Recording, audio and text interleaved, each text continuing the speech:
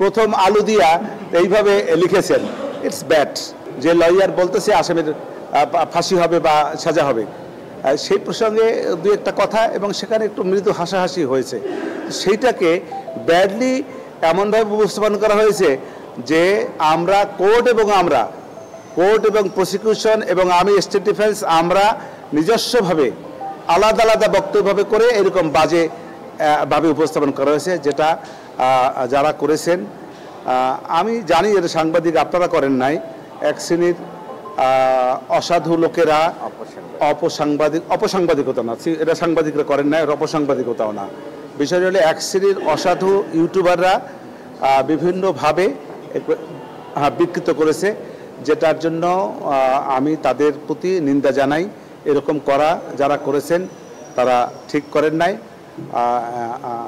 এটা এরকম ভবিষ্যতে আর এরকম কেউ কিছু করবে এটাও আমি আশা করি নাই।